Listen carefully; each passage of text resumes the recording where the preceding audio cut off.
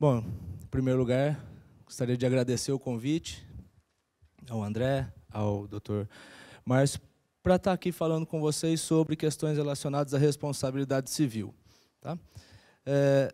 A ideia aqui é a gente trazer alguns conceitos e destacar alguns pontos que possam ter reflexo na atividade profissional dos senhores, tá? Ou das clínicas que os senhores representam, com o objetivo aqui de, ao final, a gente tentar adotar políticas e adotar medidas sob o aspecto da responsabilidade civil que minimizem perdas, que minimizem problemas. Tá?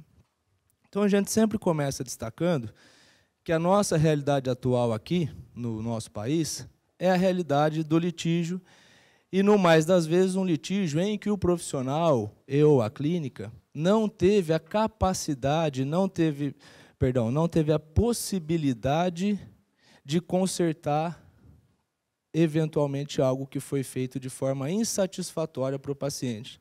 Não necessariamente que teve erro, mas o paciente ele se sentiu prejudicado, ele não retorna até o consultório, ele não retorna até a clínica, ele não retorna até o hospital para tentar verificar o que aconteceu. No mais das vezes, ao invés de buscar o retorno com o profissional, ele procura um advogado e, procurando o advogado, ingressa com uma ação judicial. Então, a gente traz essa figura para deixar claro que, às vezes, o profissional, e quando eu disser o profissional, entenda-se aí, o hospital, clínicas, enfim, ele não tem uma segunda chance. O paciente ele se sentiu mal, ele se sentiu prejudicado, ele não vai procurar novamente. Então, às vezes, os senhores não têm uma segunda chance de corrigir algo que saiu, que teve um resultado insatisfatório. Em última análise, os senhores têm uma chance só para fazer tudo, não só certo, mas certo e de acordo com as vontades e as expectativas daquele seu paciente. Tá? Porque, senão, vai receber algum tipo de citação. E quais seriam esses tipos de citação? Grosso modo, a gente tem essas três possibilidades. Na atenção ao paciente, o médico, o hospital, a clínica, principalmente aqui, falando do profissional, ele pode ser responsabilizado na esfera ética, na esfera criminal e na esfera civil. Quem vai escolher em qual esfera o médico vai ser processado? O paciente. Ele vai escolher. Tá?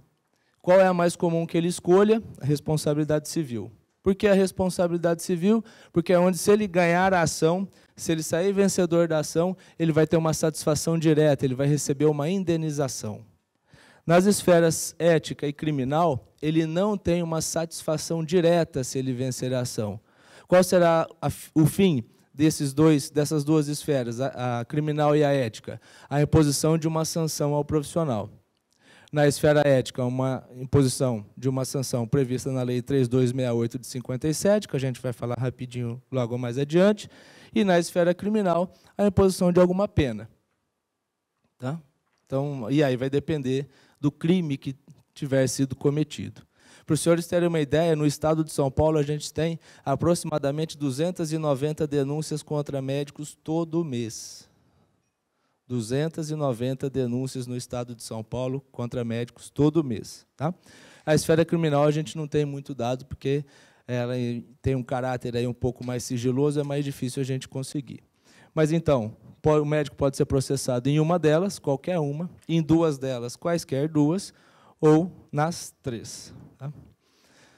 Só para dar um destaque em relação a esse problema ético, a esfera ética, porque, às vezes, o profissional, quando ele recebe a carta do CRM, do seu estado, ele fala, não, mas isso não vai acontecer nada. São todos médicos, não, ou, se me permitem a expressão, não vai dar nada. Dá sim. Dá sim. Pelo menos aqui em São Paulo dá. Tá? Ou pode dar. Esse aqui são dados fornecidos pelo Conselho Regional de Medicina do Estado de São Paulo, de um levantamento feito entre os anos de 2001 e 2011. Nesse período, 3.370 médicos foram condenados aqui no estado de São Paulo. E essas aqui foram as penas impostas. E são só essas penas previstas pela lei. Tá? Então, não existe a possibilidade de nenhuma outra pena na esfera ética.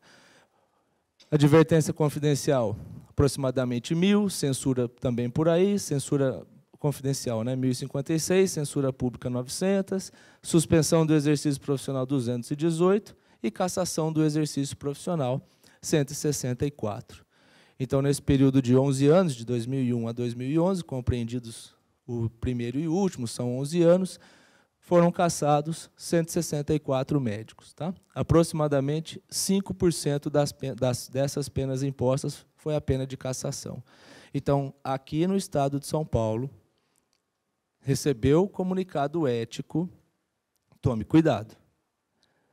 Existem outros dados que apontam que que a gente tem uma fase de sindicância preliminar e depois do processo ético propriamente dito.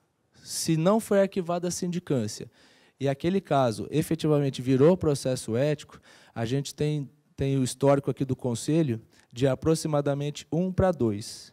De cada 2 efetivamente processos éticos instaurados, existe a condenação de um médico. Então, não é pouca coisa. Não é para perder de vista isso. E lá na frente a gente volta. Vamos falar, então, exatamente de responsabilidade civil. Quando a gente fala de responsabilidade civil, a gente fica muito naquele conceito de erro.